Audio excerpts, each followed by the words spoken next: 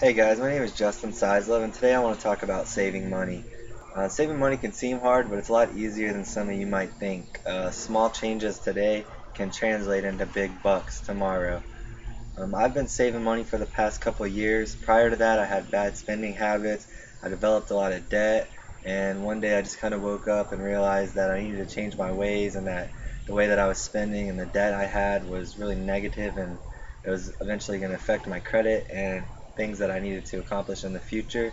So the past couple of years, I've spent a lot of time trying to find out ways to save and ways to change my habits, and I've actually developed some pretty good habits. So I want to share those with you, and I want to talk about um, where to start to save, different ways of saving, and the benefits of saving. Now, some of you might not know where to start, but basically what you need to do is develop a plan, and you always need to weigh your wants versus your needs. And basically that needs to become your way of life. You got to kind of understand what's important, what you really need, opposed to what you want. And you need to stick to that plan. You don't need to stray away from the plan, because then that makes it harder to save and there'll be a lot of setbacks. My ways of saving, I save all my change all year long, every year. It usually translates to be about almost $1 a day. So every year I save about $350 in just change alone. And what I do with that money is at the end of the year I go cash it in, and that becomes my Christmas fund. I buy all my family's gifts with the change I save all year. Now I also have this old jacket in the back of my closet which I very seldomly wear, and I get tips at work, and I also get a paycheck. So every paycheck I take about 10% of my paycheck and I put it in here, and this is my emergency fund. So I have a lot of cash in here for when I need it in case of emergency. I got a few $100s, so that way if something unexpected happens, it doesn't catch me off guard, and I have this money set aside for that. And I also use this big pocket here with my tip money. I get tips at work.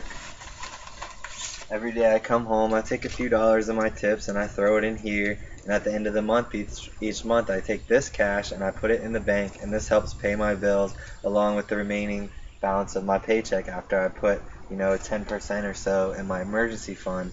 So I have my emergency fund, and then I save this every month and then put it in the bank along with my other money to just help pay my bills and help with my living expenses. So that's a couple good ways just to get started and just to have extra money in your pocket. Everyone is different, so there's many different ways to save. What works for me may not work for you. So let's talk about other ways that we can save money. There's just things that you can do that you might not think of. I just called my cable provider last week and talked to them, and I ended up getting my bill down from 140 a month to 130 a month, and that's internet and cable combined. It's only 10 bucks a month, but that translates to 120 bucks a year. So all this stuff that you can do, these little things, they start to add up. You can cook at home more as opposed to going out. Going out to eat, it becomes very expensive, and it also becomes habit forming.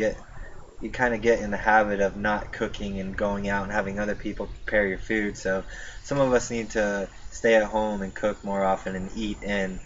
Um, Sometimes you can make like a large portion. Instead of making like a casserole dish for 2 people, you can make the casserole dish for 4 people, cut it in half, and then freeze the other half, and then a week later you have a whole nother meal. So that's another way you can save money.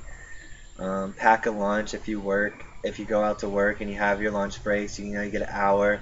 A lot of us are going to go get fast food, and it's not good for your body, but at the same time, it's more expensive than if you just made a sandwich and with a little snack on the side. That would probably cost you maybe a couple dollars at the grocery store, opposed to spending 7, 8, $10 at a place like Chick-fil-A or Zaxby's.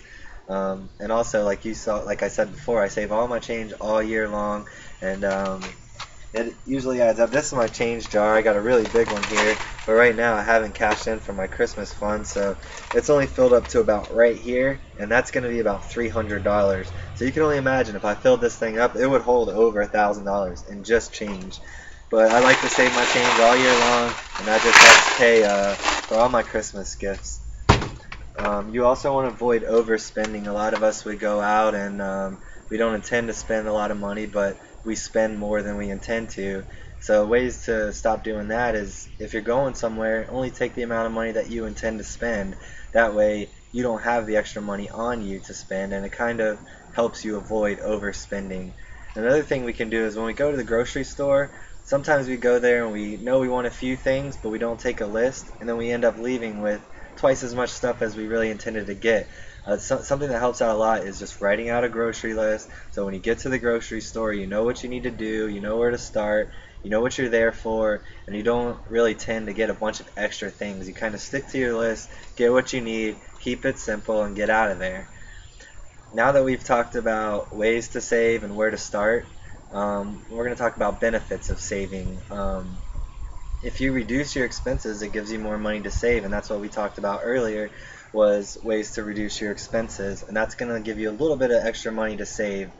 Um, and another benefit of saving is you're covered during emergencies. Like you saw, I have that emergency fund in there, and I had a blowout on my truck a few weeks ago, and I had to get a couple new tires. My tires really needed to be replaced, so I just pulled a couple $100 out of there, went and got a couple new tires, and it didn't even affect me in the slightest. Like, I had the new tires the next day, and I didn't feel like it hurt my pocket at all because this money is set aside for instances like that.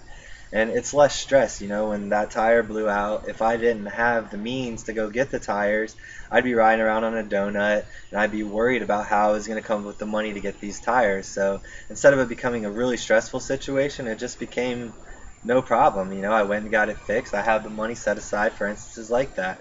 And also, another emergency that came up recently was I had a really bad toothache, and I went and saw the dentist, and I got it taken care of, and I took the money out of the emergency fund.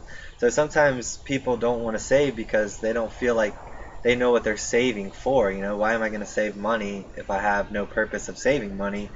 But if you just save money and you have like an emergency fund set aside, times will come up where you need that money, and you'll definitely feel better about the fact that you have saved that money and that you're actually using it for something, and it's gonna make the whole incident a lot less stressful.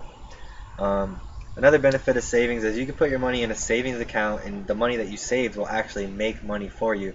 A lot of savings accounts now have about a 1 to 3% interest rate, which isn't a lot, but if you plan on saving the money and it's sitting there, you'll have that 1 to 3% gain on your money each month. If you have a full-time job, benefits, some of them offer 401k packages, and what that does is they take the money straight from your check and put it in a savings account. It's a 401k, basically like a retirement saving plan, but it's just another way for you to save money, and you can set that up any way you like.